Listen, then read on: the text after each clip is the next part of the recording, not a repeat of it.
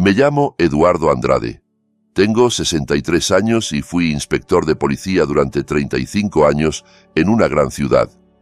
Hoy voy a contarte cómo mi vida cambió la noche en que recibí una llamada de mi nieto Nicolás, de solo 16 años. Llorando, me dijo que estaba encerrado en los calabozos de la comisaría porque su padrastro, Carlos, lo había acusado de agresión. Lo que descubrí esa noche desató una guerra contra la corrupción que ni yo, con toda mi experiencia, habría podido imaginar. Pero antes de contarte cómo comenzó todo, necesito pedirte un favor. Por favor, dale me gusta a este video, suscríbete al canal y comenta desde qué país nos estás viendo. Tu apoyo es fundamental y puede salvar vidas. El teléfono sonó a las 3:14 de la madrugada. A esa hora, cualquier sonido parece más fuerte, más urgente. Durante mis años como inspector, aprendí que las llamadas en mitad de la noche nunca traen buenas noticias. Agarré el celular y contesté medio dormido. «Hola, abuelo». La voz temblorosa de Nicolás me despejó de golpe. «Estoy en la comisaría séptima. Me arrestaron. Carlos dice que lo ataqué, pero no es verdad. Él me golpeó primero». «¿Estás bien? ¿Te hizo daño?», pregunté mientras me levantaba a oscuras buscando los pantalones. «Me duele la cara. Tengo miedo, abuelo. El inspector de aquí es amigo de Carlos y no me cree. Por favor, ven. No te muevas de ahí. Y no digas una palabra más hasta que yo llegue». Mientras me vestía, intenté despejar la mente. Carlos Valle, el padrastro de Nicolás. Siempre pensé que ese hombre traería problemas. Mi hija María murió hace 5 años en un accidente de tráfico y apenas un año después, Gabriela, la madre de Nicolás, se casó con Carlos. Nunca entendí qué vio en él. Un empresario con contactos en la alcaldía, siempre presumiendo de su influencia. Cogí mi vieja placa de inspector, la cartera y las llaves del coche. Ya no tengo autoridad oficial, pero conozco el sistema y a muchas de las personas que siguen dentro. La placa, aunque esté caducada, todavía impone cierto respeto. Conduje por las calles vacías de la ciudad mientras la ansiedad me devoraba. Nicolás siempre fue un buen chico. Estudioso, tranquilo, jamás buscaba problemas. Si estaba en una celda de comisaría, algo muy grave estaba ocurriendo. Llegué a la comisaría séptima, un edificio que conocía demasiado bien. Había trabajado allí mis primeros 10 años en el cuerpo. Al entrar, me golpeó el olor familiar a café recalentado y desinfectante, como un viejo conocido al que no sabes si te alegra ver. En el mostrador, una agente joven tecleaba algo en el ordenador. «Buenas noches. Soy Eduardo Andrade, exinspector. Mi nieto, Nicolás Alvarado, está detenido y quiero verlo», dije con firmeza. La agente me miró con indiferencia. «Un momento». Tecleó un par de cosas más y levantó el teléfono interno. «Inspector Camacho, hay un señor aquí que dice ser el abuelo del chico detenido por agresión». Esperé impaciente tamborileando los dedos sobre el mostrador. La puerta interior se abrió y apareció Víctor Camacho. Lo reconocí al instante. Un hombre corpulento, de unos 50 años, bigote canoso y ojos pequeños y desconfiados. Habíamos trabajado juntos años atrás, pero nunca nos llevamos bien. Siempre pensé que era demasiado flexible con ciertas normas. «Vaya, vaya. Eduardo Andrade». Su voz era grave, casi burlona. «¿Cuánto tiempo, compañero?» «No vengo a conversar, Víctor. Quiero ver a mi nieto y saber exactamente de qué se le acusa».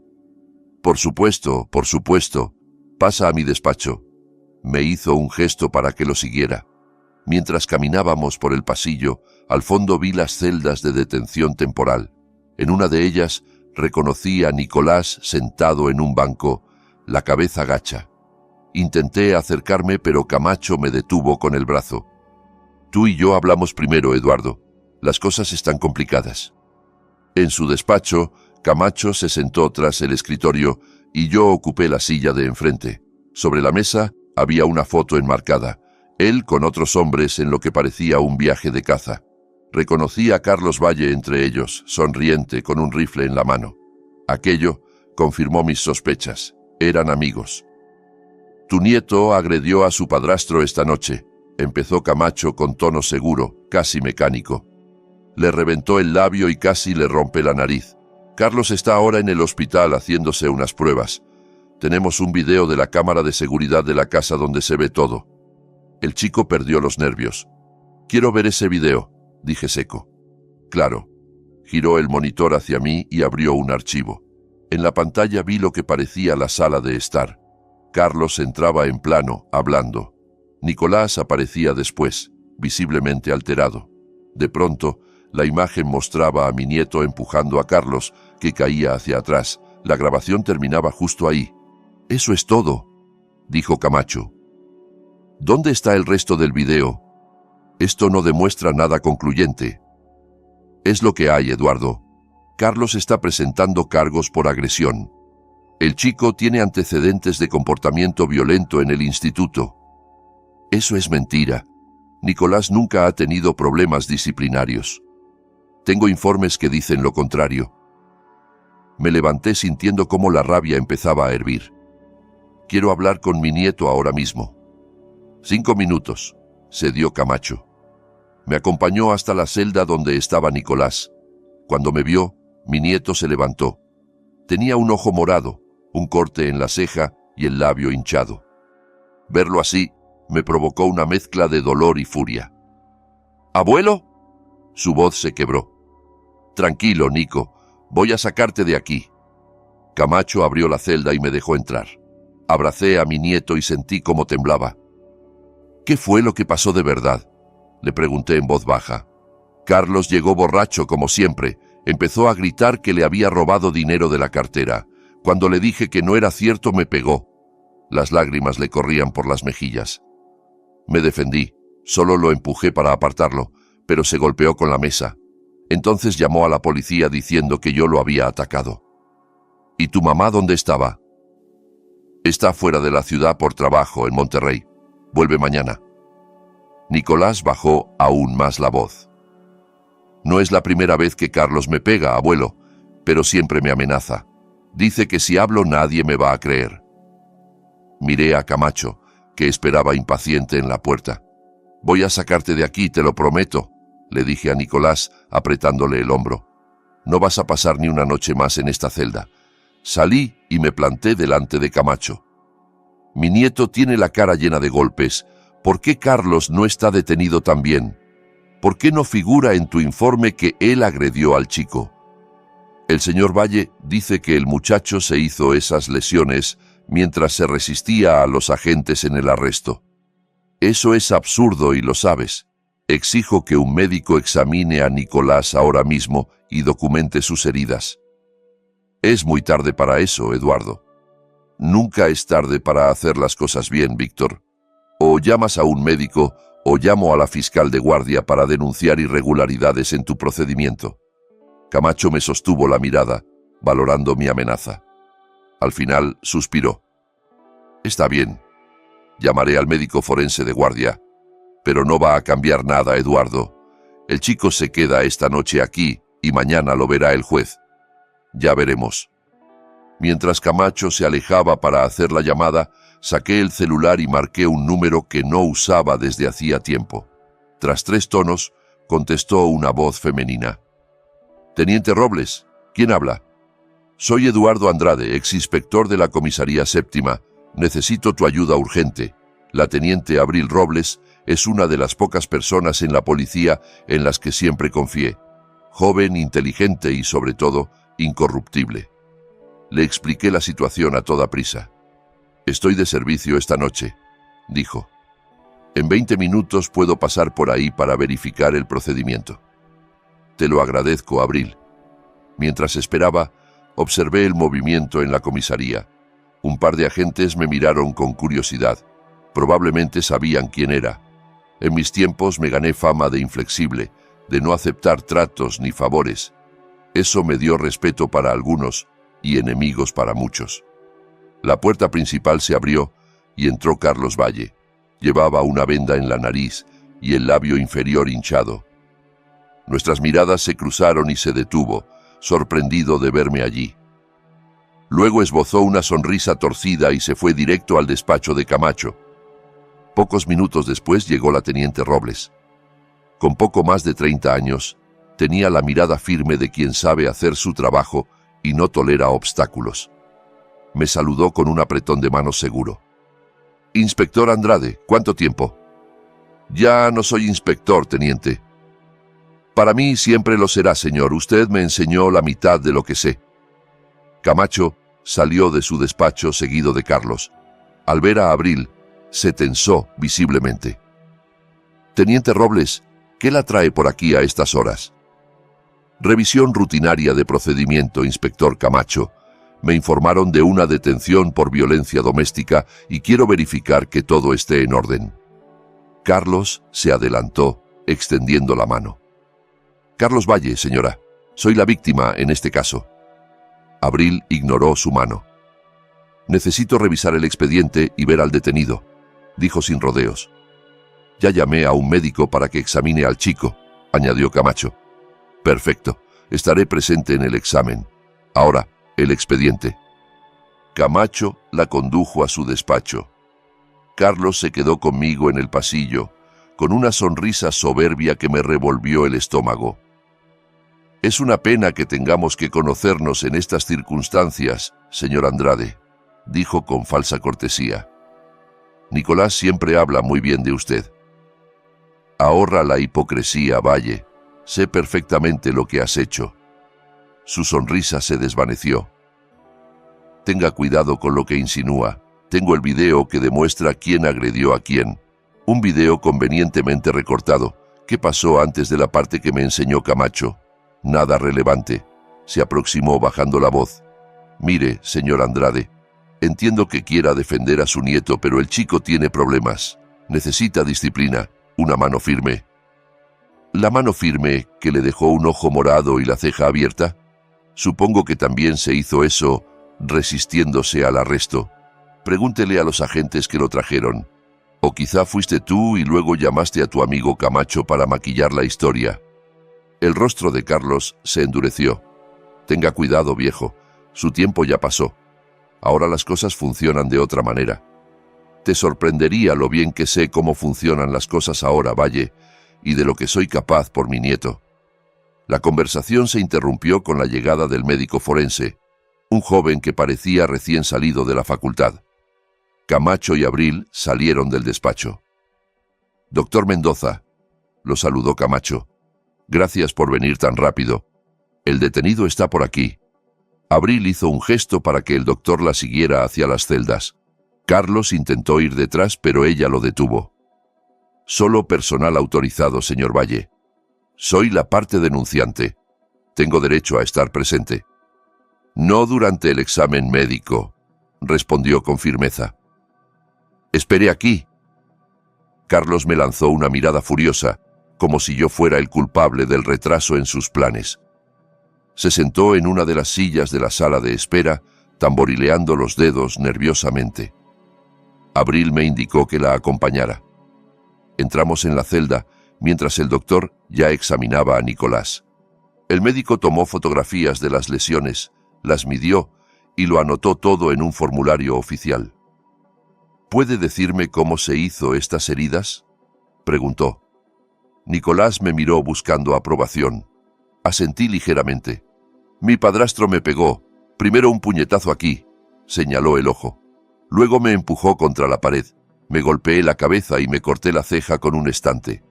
«¿Cuándo fue esto?» «Esta noche, poco después de las 11. El doctor lo anotó y siguió con la exploración. Cuando terminó, se volvió hacia Abril.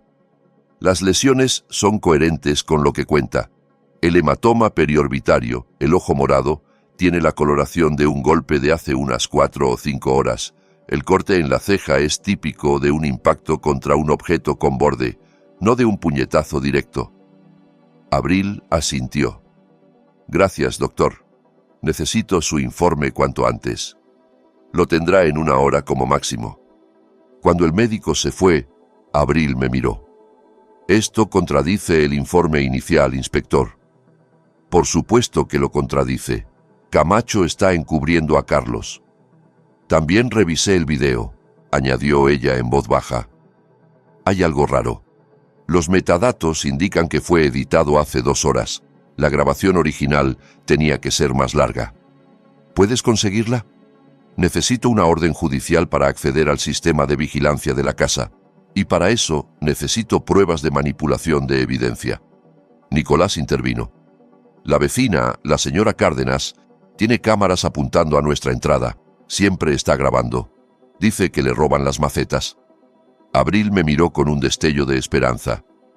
¿Sabes la dirección exacta? Calle Jacaranda 247, Colonia Valle Verde, respondió Nicolás. Voy para allá ahora mismo, dijo Abril. Si esas grabaciones muestran algo distinto, podremos darle la vuelta a todo esto. Yo me quedo con él, añadí, señalando a mi nieto. No pienso dejarlo solo. No lo dejaré desamparado, abuelo, prometió ella, usando deliberadamente el término personal. Esto apesta a corrupción, y sabes que eso es lo que más me enfurece. Cuando Abril se marchó, me senté junto a Nicolás en el banco de la celda. Estaba agotado, asustado, pero vi en sus ojos una chispa de fuerza que siempre admiré. ¿Mamá sabe ya algo de esto?, preguntó. Todavía no. Quería resolverlo antes de preocuparla. Va a ponerse del lado de Carlos, siempre lo hace. Tu madre te quiere, Nico, pero a veces el amor nos deja ciegos. Carlos la manipula, murmuró. La hace creer que el problema soy yo, que le falto el respeto, y ella le cree porque... Se interrumpió. ¿Por qué qué? Porque él tiene dinero. Porque desde que papá murió, mamá tiene miedo de quedarse sola. Me dolió escucharlo, pero sabía que decía la verdad. Gabriela, mi nuera, nunca se recuperó del todo de la muerte de mi hija María. Eran muy unidas. Carlos apareció en el momento perfecto, ofreciendo estabilidad económica y emocional. O eso parecía. Vamos a arreglar esto, te lo prometo, Nicolás. Y después tú y yo vamos a tener una conversación muy larga sobre todo lo que ha pasado en esa casa. El tiempo avanzó a paso de tortuga en la comisaría. Camacho se asomaba de vez en cuando, lanzando miradas inquietas. Carlos seguía en la sala de espera, hablando en voz baja por el teléfono. Casi 2 horas más tarde, la puerta principal se abrió. Entró Abril acompañada de una mujer mayor, de gesto severo, la fiscal de distrito Melina Moya. La reconocí enseguida. Su fama de incorruptible la precedía. Detrás de ellas venía una anciana bajita sosteniendo un celular. La señora Cárdenas, sin duda. La expresión de Camacho se transformó en puro pánico al ver a la fiscal. Carlos se levantó, confundido por ese giro inesperado.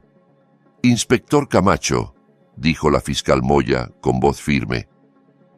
«La teniente Robles me ha informado de posibles irregularidades en este caso. Muéstreme de inmediato el expediente y el video». Mientras un Camacho visiblemente nervioso conducía a la fiscal a su despacho, Abril se acercó a nuestra celda.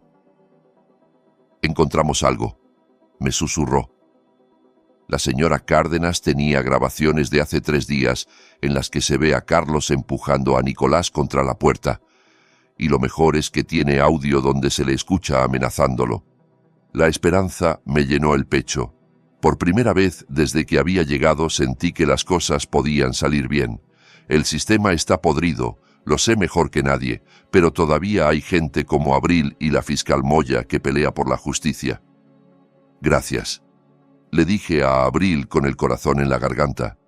Ella sonrió apenas. «No me dé las gracias todavía, inspector. La noche es joven y esta batalla acaba de empezar». La fiscal Moya pasó más de 1 hora encerrada en el despacho de Camacho.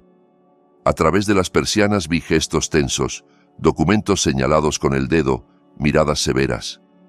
Carlos se quedó en la sala de espera, revisando el móvil una y otra vez.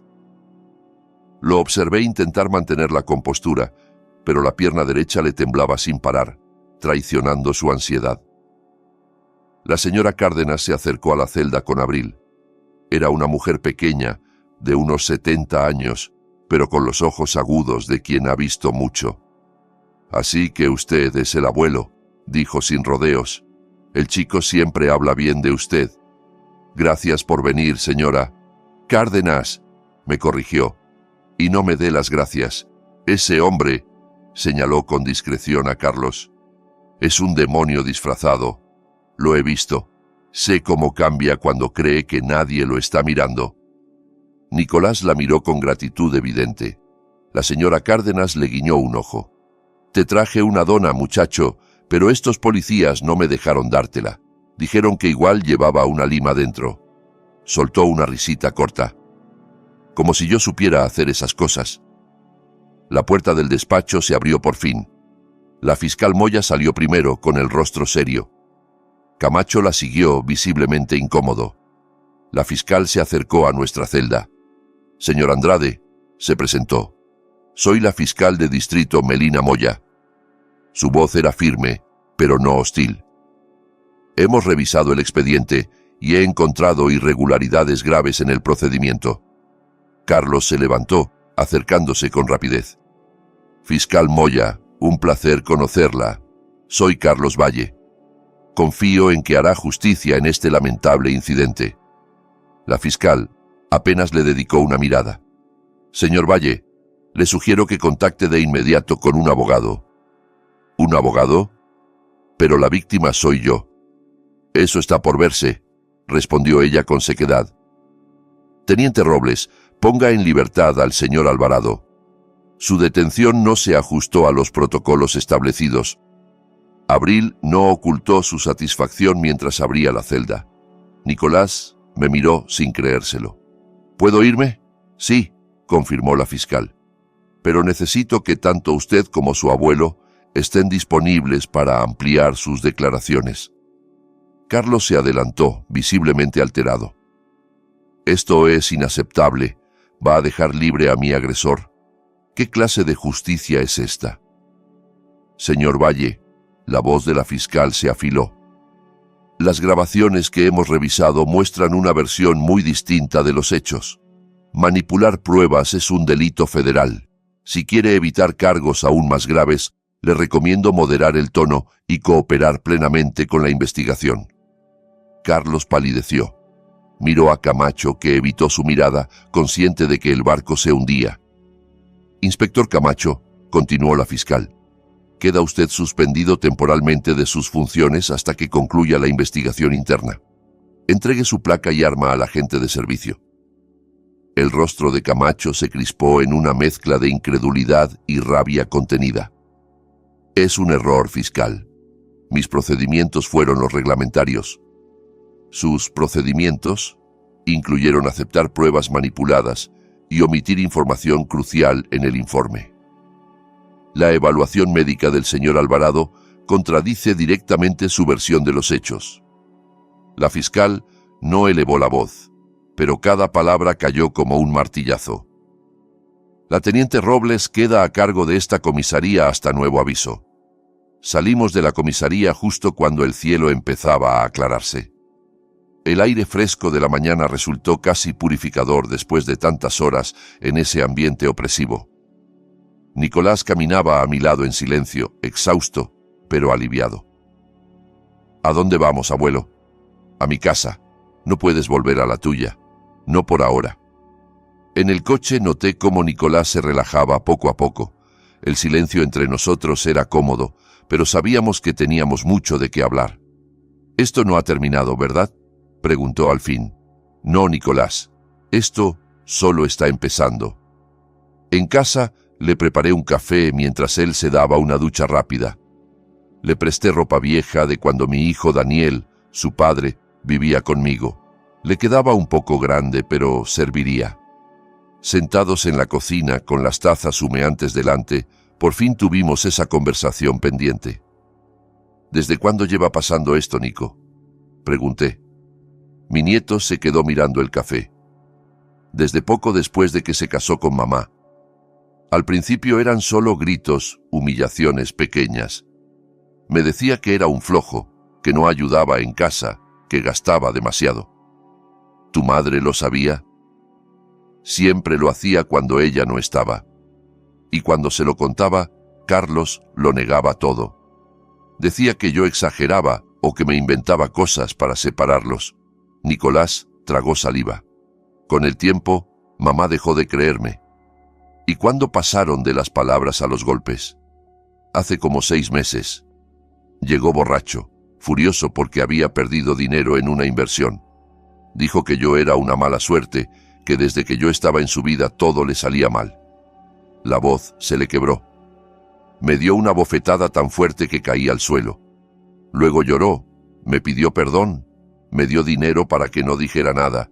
Sentí la rabia subir, pero me obligué a mantener la calma. ¿Por qué no me llamaste entonces? Pensé que podía manejarlo y me daba miedo que si lo denunciaba mamá sufriera. Parecía feliz por primera vez desde que papá murió. El teléfono interrumpió nuestra charla. Era Gabriela, la madre de Nicolás. ¿Papá? Sonaba alterada. Carlos acaba de llamarme histérico. Dice que Nicolás lo atacó y que tú te metiste para sacarlo de la comisaría. ¿Qué está pasando? Le expliqué la situación con la mayor serenidad posible, pero Gabriela se mostró escéptica. Yo conozco a Carlos, papá. No es el monstruo que estás describiendo. No has visto a tu hijo. Tiene un ojo morado y la ceja abierta. ¿Vas a decirme que también se lo hizo él solo? El silencio al otro lado de la línea lo dijo todo. Una parte de ella sospechaba, pero había preferido no mirar. Voy para allá, dijo al fin. Quiero hablar con Nicolás. Al colgar, me encontré con la mirada inquieta de mi nieto. ¿Mamá viene? Sí. Pero no te preocupes. No voy a dejar que te lleve de vuelta a esa casa. Mientras esperábamos, Nicolás se quedó dormido en el sofá. Lo miré, recordando cuando era apenas un niño corriendo por ese mismo salón, persiguiendo a su padre. Daniel murió cuando Nicolás tenía 8 años, en un accidente en la autopista, tan absurdo y repentino como suelen ser estas tragedias. Gabriela se derrumbó, y Nicolás creció prácticamente sin figura paterna. El timbre sonó poco después del mediodía. Gabriela estaba pálida, con ojeras marcadas. Para mi sorpresa, Carlos estaba a su lado. ¿Qué hace él aquí?, pregunté sin ocultar la hostilidad. Es mi esposo, papá, y tenemos que resolver esto en familia. Una familia no le pega a sus miembros, Gabriela. Carlos dio un paso al frente, con su mejor cara de hombre preocupado. Señor Andrade, entiendo su preocupación. Fue un malentendido anoche. Las cosas se salieron de control, pero le aseguro que jamás heriría intencionadamente a Nicolás. Ahorra el discurso, Valle. La fiscal tiene pruebas de tus agresiones previas. Carlos palideció por un instante, pero se recompuso rápido. Esa vieja entrometida tergiversó las cosas. Cualquier contacto físico con Nicolás ha sido meramente disciplinario. ¿Disciplinario? La voz de Abril nos sorprendió a todos. Estaba justo en el umbral de la puerta, con el uniforme puesto y la expresión seria.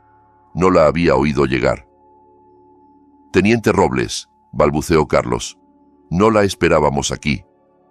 Evidentemente, replicó ella, avanzando. Señor Valle, tengo una orden para incautar los dispositivos electrónicos de su casa, incluyendo el sistema de videovigilancia. Necesitamos recuperar las grabaciones originales.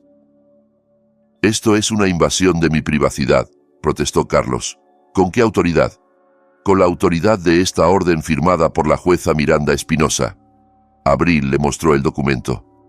Además, la fiscal ha solicitado que se presente esta tarde a prestar declaración formal. Gabriela me miró, confundida y asustada.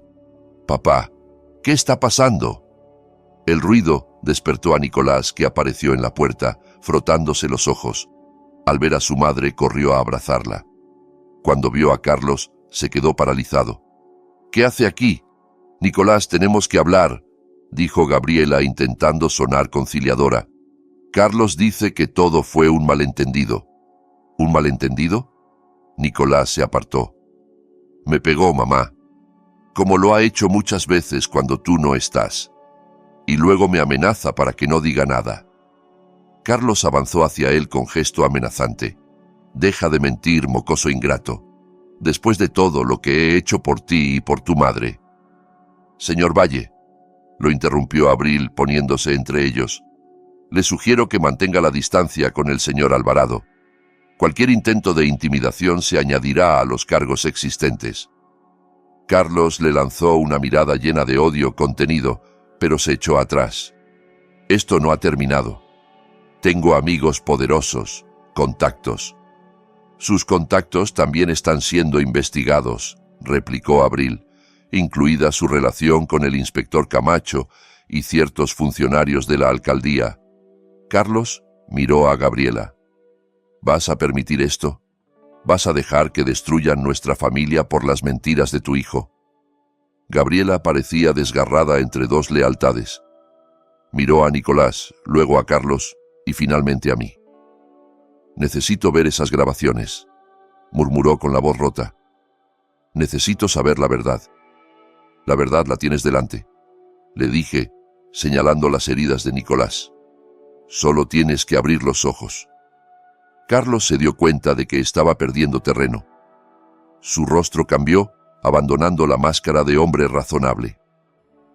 «Tú te lo buscaste, viejo metiche. Si crees que esto va a terminar bien para ti o para el mocoso, estás muy equivocado». Se dio media vuelta y se dirigió hacia su coche, ignorando los llamados de Abril para que acudiera a declarar. «Déjalo ir, teniente», dije. «No llegará muy lejos».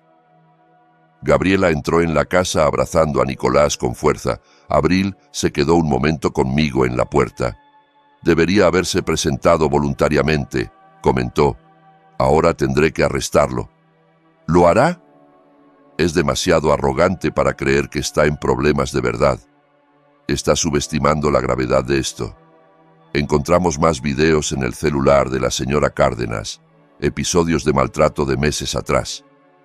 «¿La fiscal tiene todo eso?» «Todo, y está furiosa. Pocas cosas enfurecen más a Melina Moya que el maltrato infantil y la corrupción policial». Abril me miró con seriedad. «Vigile a su nieto, inspector. Hombres como él se vuelven más peligrosos cuando sienten que están perdiendo el control». Tras la marcha de Abril, entré en casa. Gabriela estaba sentada en el sofá, la cabeza entre las manos. Nicolás estaba en la cocina preparándole un té. «¿Cómo no lo vi?», susurró ella cuando me senté a su lado. «¿Cómo pude estar tan ciega?». «El amor a veces nos ciega», respondí suavemente. «Y Carlos es un buen manipulador. No eres la primera ni serás la última en caer con alguien así». «Mi propio hijo», sollozó. «Mi niño, y no lo protegí». «Puedes protegerlo ahora», dije, dejando a Carlos, testificando contra él. Gabriela me miró y vi cómo crecía una determinación nueva en sus ojos. «Lo haré. No volverá a ponerle una mano encima». Las siguientes horas transcurrieron en una extraña calma. Nicolás y Gabriela hablaron largo rato en la habitación de invitados. Yo intenté ocuparme cocinando, aunque nadie tenía realmente apetito. El teléfono sonó varias veces. La fiscal, la teniente Robles, incluso un par de periodistas que se habían enterado del caso.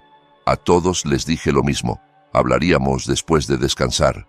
Al anochecer, cuando Nicolás por fin se quedó dormido, Gabriela se sentó conmigo en el porche.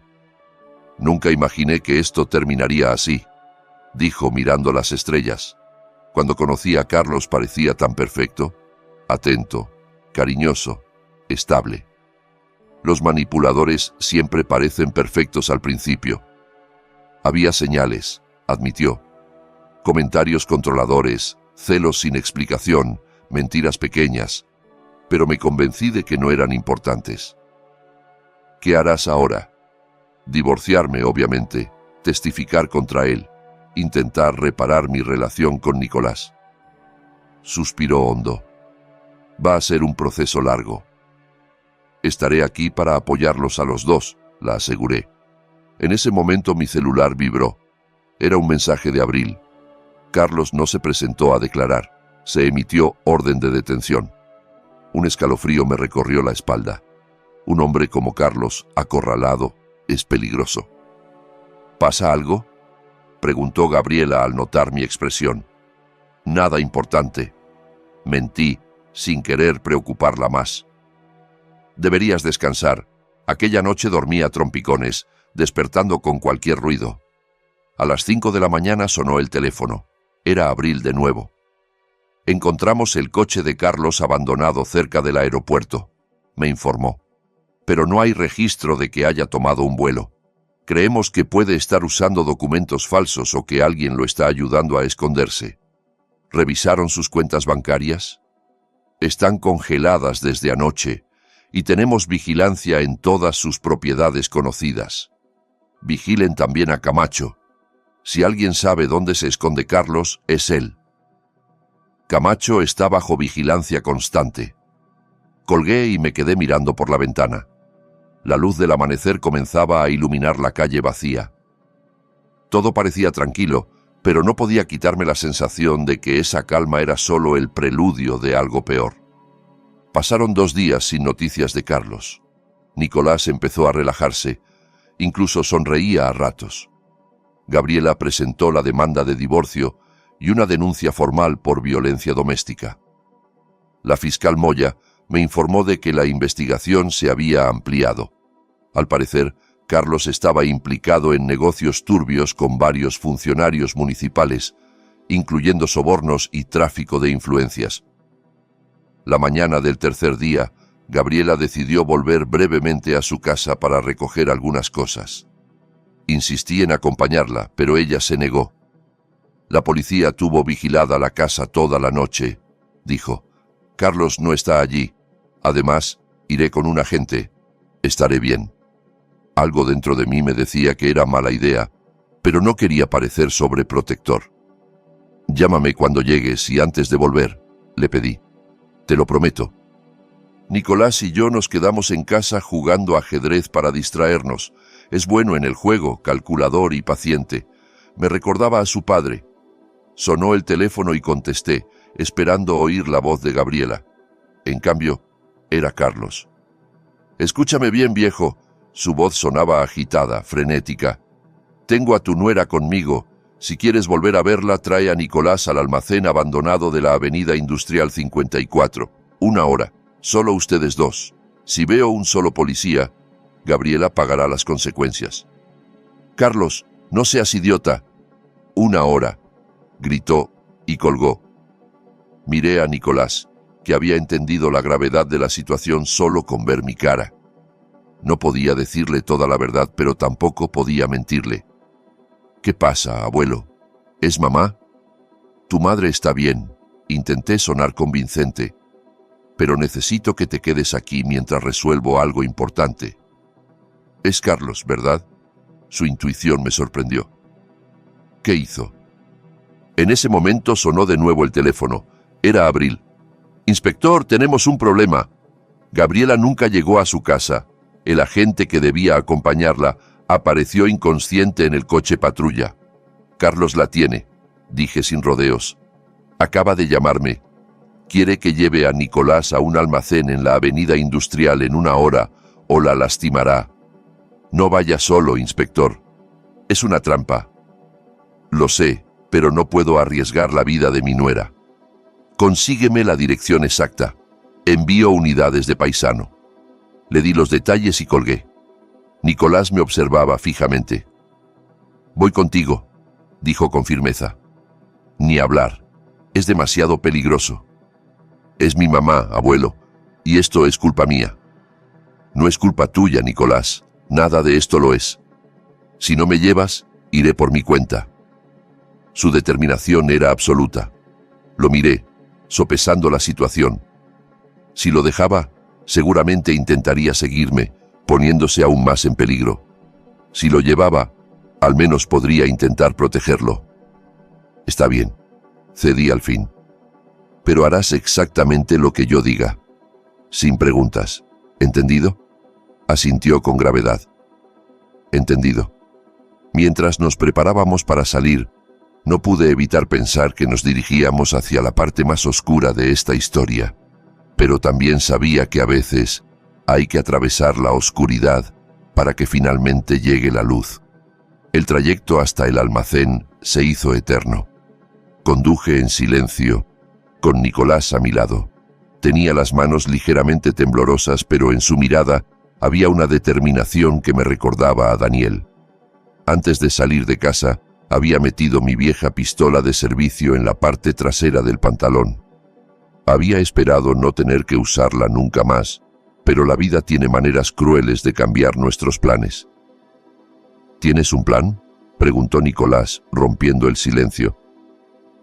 La teniente Robles está enviando unidades encubiertas. No estaremos solos. ¿Y si llegan tarde? ¿Y si Carlos ve a la policía y le hace daño a mamá? No tenía una respuesta tranquilizadora, así que le dije la verdad. Haremos todo lo posible para que eso no ocurra. Mi celular vibró con un mensaje de Abril. Equipos en posición en 15 minutos. Esperen antes de entrar. Pero no teníamos 15 minutos. Al llegar a la avenida industrial, vi el almacén abandonado al final de la calle. Un edificio de ladrillo rojo, ventanas rotas y grafitis por todas partes. Un lugar perfecto para una emboscada. Aparqué a una cuadra observando los alrededores. No se veían otros vehículos, pero distinguí un sedán negro con cristales tintados cerca de la entrada lateral. Debía ser el coche de Carlos. «Quédate aquí», le dije a Nicolás. «Voy a echar un vistazo primero». «Abuelo», él dijo que los dos teníamos que ir. «Lo sé, pero no pienso ponerte en la línea de fuego». «Ya estoy en peligro», respondió con una madurez que me desarmó. «Y mamá también. No puedes protegernos a los dos si me dejas aquí». Tenía razón, y admitirlo me dolió. Antes de que pudiera contestar, sonó otra vez el teléfono. Era Carlos. «Veo que ya llegaste. Entra ahora mismo o tu nuera lo pagará. Vamos para allá». «Carlos, no hagas una locura.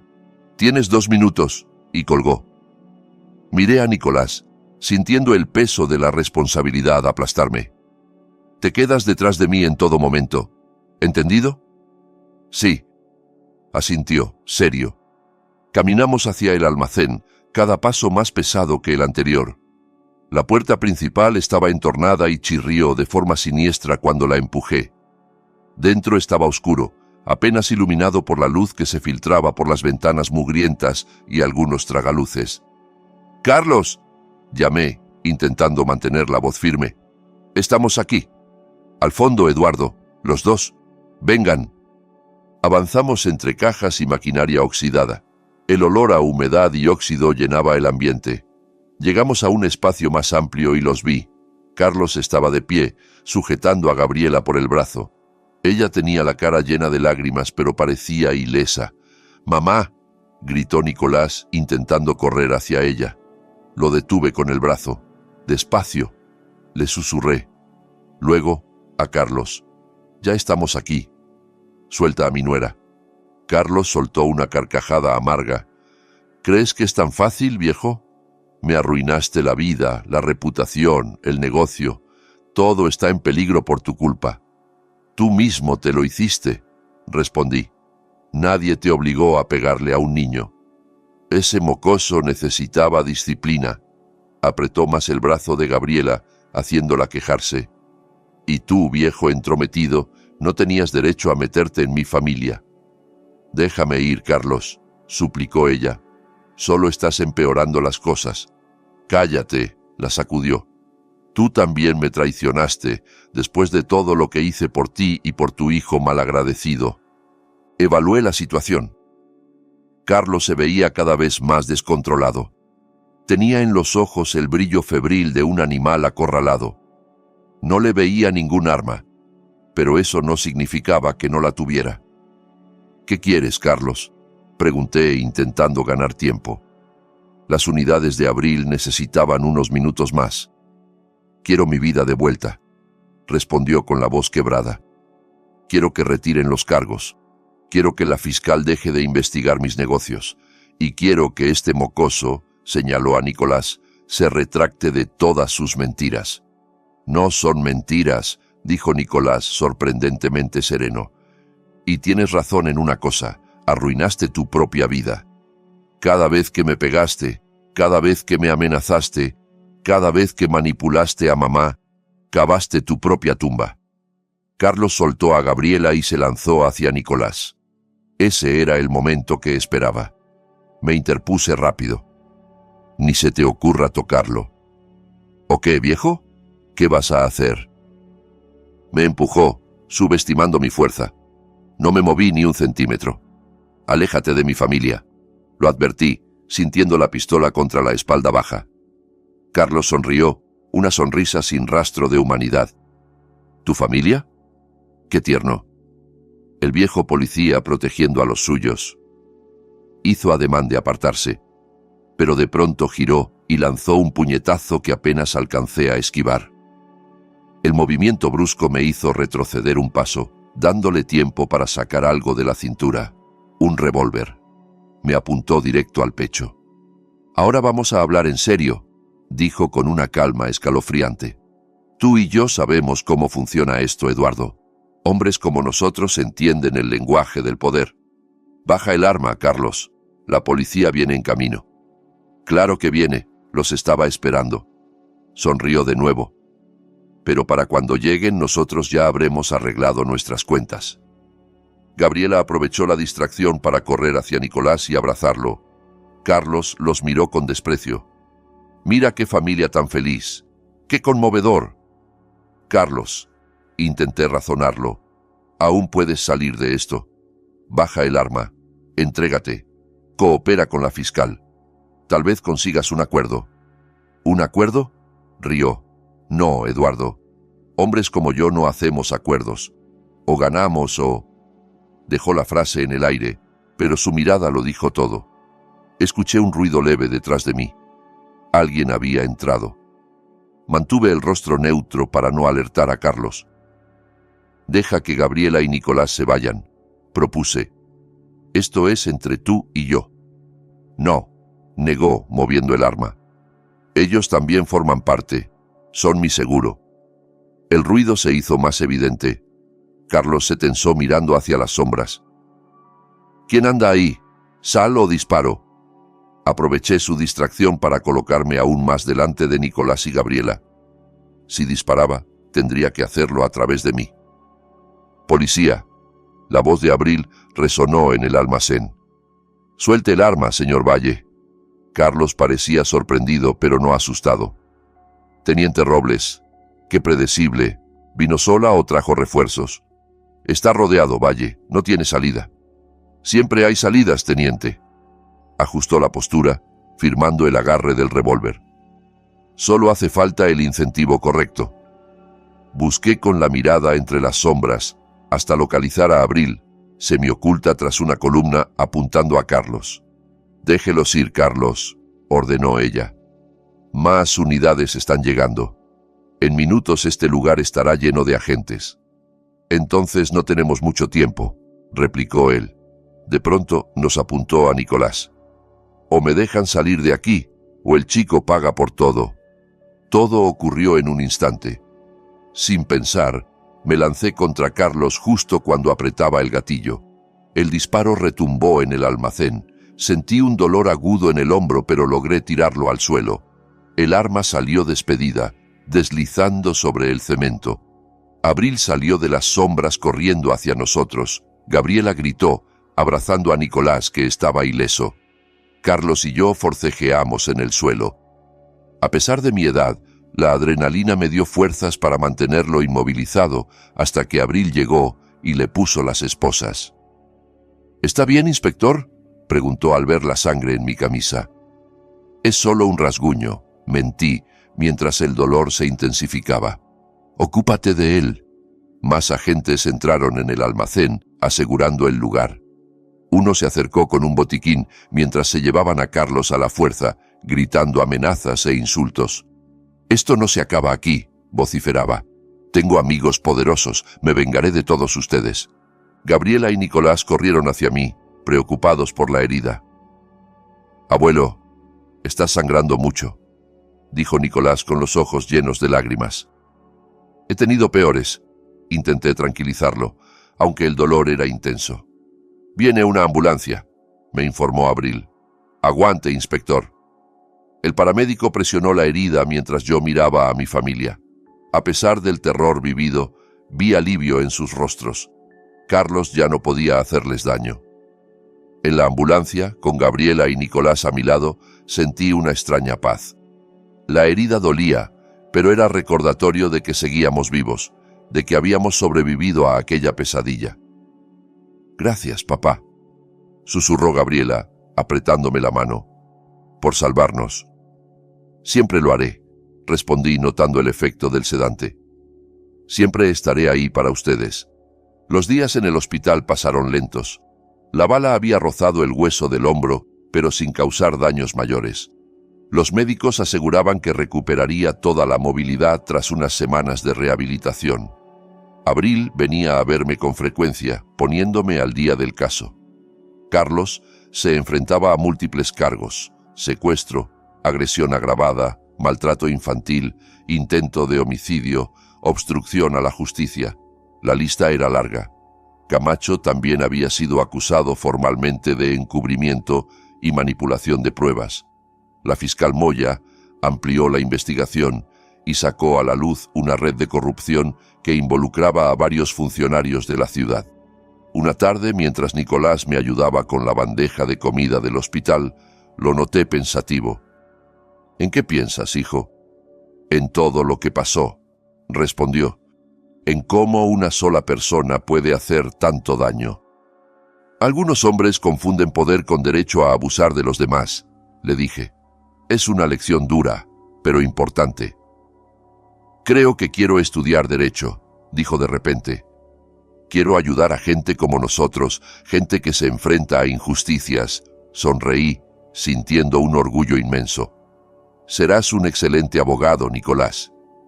«Es gracias a ti, abuelo». Se le humedecieron los ojos. «Si no hubiera tenido el valor de llamarte esa noche». «Pero lo tuviste», lo interrumpí. «Y eso dice mucho del hombre en el que te estás convirtiendo». La puerta se abrió y entró la fiscal Moya. Era la primera vez que la veía desde aquella noche en la comisaría. Se la notaba cansada pero satisfecha. «Inspector Andrade, me alegra verlo recuperándose». «Fiscal Moya, qué sorpresa. Vine a informarle personalmente. El juez ha negado la libertad bajo fianza a Carlos Valle. Permanecerá en prisión hasta el juicio». «¿Y Camacho?» «También está en custodia. Está cooperando y aportando información sobre toda la red de corrupción». La fiscal miró a Nicolás. «Su testimonio será crucial, joven. ¿Cree que podrá hacerlo?» Nicolás asintió con firmeza. «Estoy listo». «Bien, porque lo que usted ha vivido, por desgracia, no es un caso aislado». La fiscal se sentó al borde de la cama. «Estamos implementando un nuevo protocolo en la Fiscalía precisamente para evitar la manipulación de evidencia digital en casos de violencia doméstica». «¿Un nuevo protocolo?», pregunté intrigado. «Sí», sonrió levemente. «Lo llamaremos Protocolo Andrade, en honor a usted y a su nieto». La noticia me dejó sin palabras. Nicolás me miró con los ojos brillando. «¿Oíste, abuelo? Tu nombre va a formar parte del sistema de justicia». «Nuestro nombre», lo corregí. «Esta victoria es de los dos».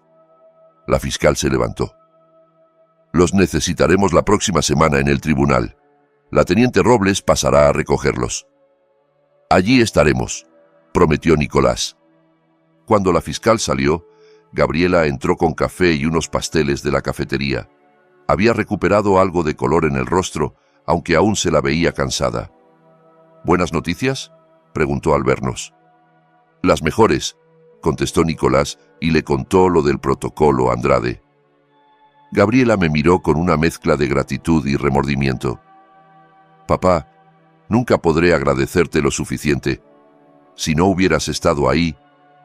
«Pero estuve», respondí con sencillez. «Y siempre estaré». Esa noche, después de que Nicolás y Gabriela se fueran, me quedé solo en la habitación del hospital, reflexionando.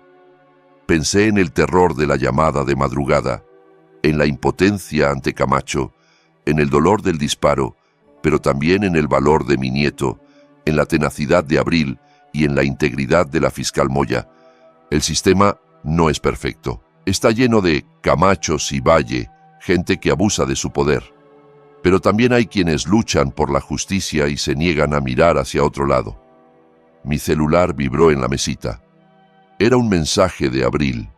Caso oficialmente cerrado. El juicio será rápido con toda la evidencia que tenemos. Descanse, inspector. Se lo ha ganado. Sonreí en la penumbra de la habitación.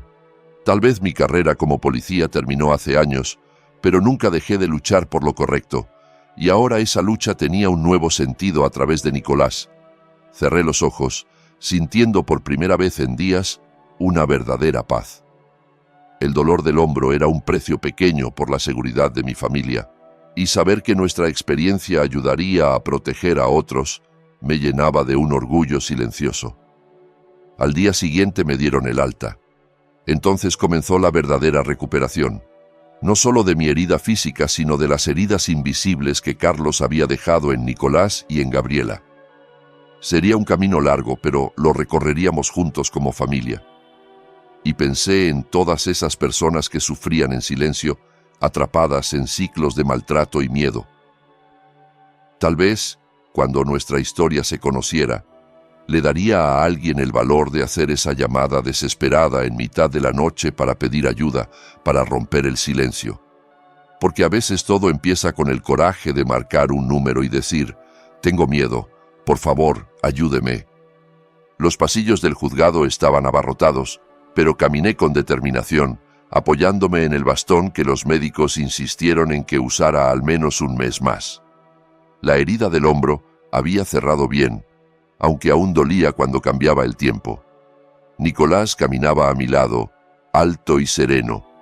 En estas semanas había madurado tanto que a veces me costaba reconocer al adolescente asustado que me llamó aquella noche.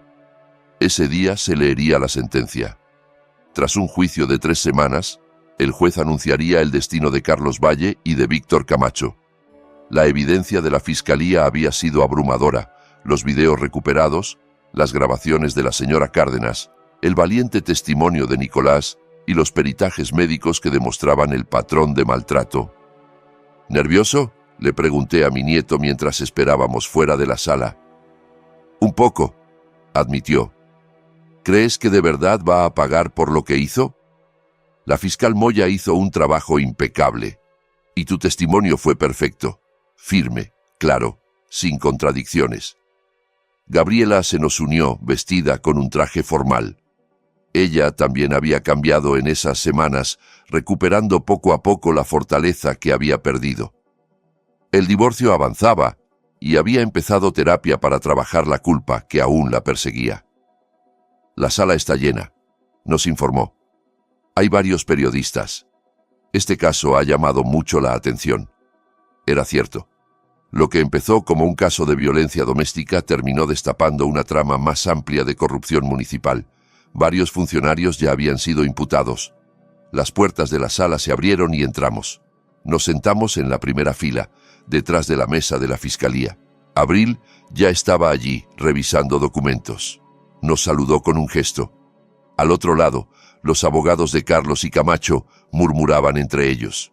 Sus clientes aún no habían sido conducidos al interior. «En pie», anunció el alguacil cuando entró el juez. Un hombre de unos 60 años, conocido por su rectitud. «Pueden sentarse. Traigan a los acusados». Carlos y Camacho entraron escoltados, con monos naranjas de prisión. Carlos parecía más delgado y había perdido la arrogancia habitual. La expresión hosca le endurecía los rasgos. Nos miró fugazmente y creí ver un destello de odio antes de que apartara la vista.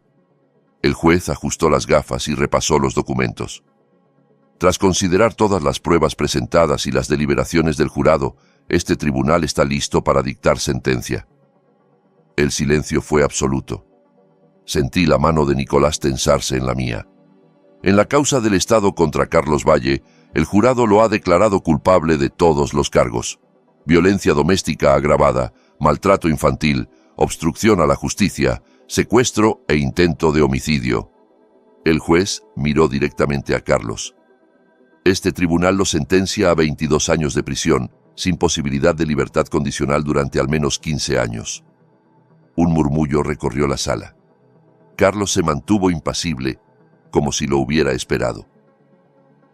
En cuanto al acusado Víctor Camacho, continuó el juez, habiendo sido declarado culpable de abuso de autoridad, encubrimiento, manipulación de pruebas y obstrucción a la justicia, se le condena a 12 años de prisión, con posibilidad de revisión a los 8 años, considerando su colaboración con la investigación más amplia de la Fiscalía. Camacho agachó la cabeza, visiblemente devastado. Asimismo, añadió el juez, este tribunal ordena que ambos acusados paguen una reparación económica a las víctimas, cuyo monto se fijará en una posterior audiencia civil. El mazo golpeó, sellando sus destinos. Nicolás exhaló lentamente. Gabriela sollozó en silencio a mi lado. «¡Se levanta la sesión!», declaró el juez. Mientras los guardias se llevaban a Carlos y a Camacho, la fiscal Moya se acercó. «Justicia hecha», dijo con satisfacción profesional. El juez estuvo tan firme como esperábamos. «Gracias por todo, fiscal», le dije con sinceridad. «No me lo agradezca a mí, agradezca a su nieto». Miró a Nicolás con admiración. Su testimonio fue crucial, sobre todo cuando describió el patrón sistemático de maltrato. Muchos adolescentes no habrían tenido esa claridad ni ese valor. Nicolás sonrió con timidez. Solo dije la verdad. A veces, eso es lo más difícil. La fiscal miró el reloj. Debo irme. Tenemos una rueda de prensa en 20 minutos sobre el caso y el nuevo protocolo. ¿Les gustaría acompañarme? Miré a Nicolás y a Gabriela. Creo que necesitamos un momento en privado, respondió ella. Ha sido una mañana intensa. Por supuesto, la teniente Robles tiene sus datos para la ceremonia oficial de presentación del protocolo Andrade, la semana que viene. Cuando la fiscal se fue, nos quedamos unos minutos más en la sala casi vacía. ¿Cómo te sientes?, le pregunté a Nicolás.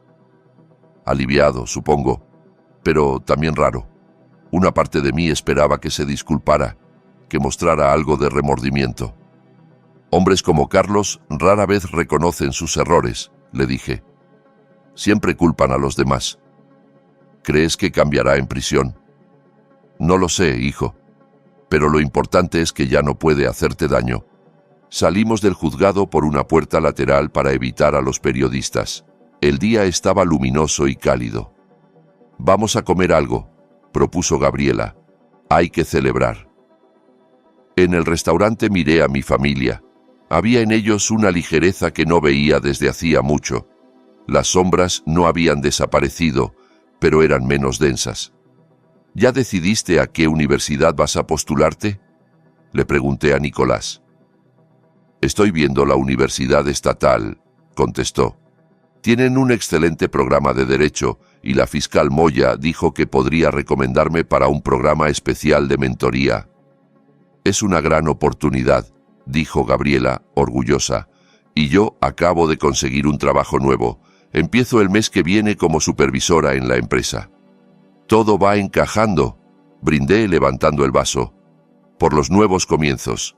Brindamos, y por un momento el pasado pareció un país lejano del que habíamos conseguido escapar.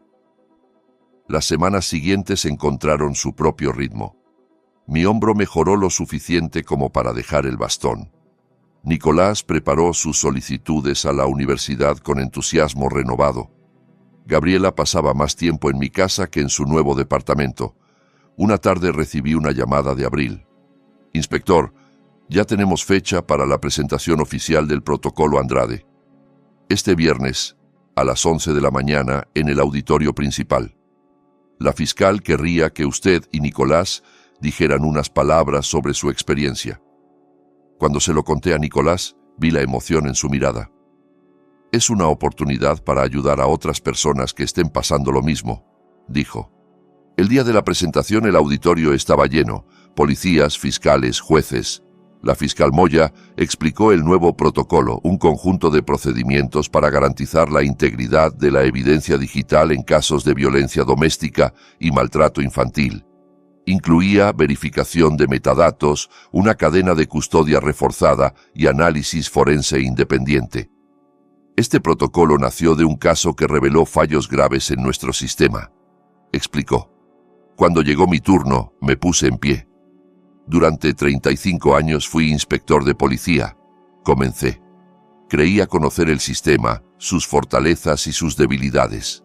Pero solo cuando mi propio nieto quedó atrapado en ese sistema, entendí de verdad lo vulnerables que son las víctimas de maltrato en su interior.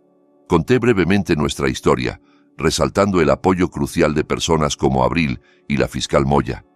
Cuando Nicolás tomó el micrófono, su voz sonó clara y firme.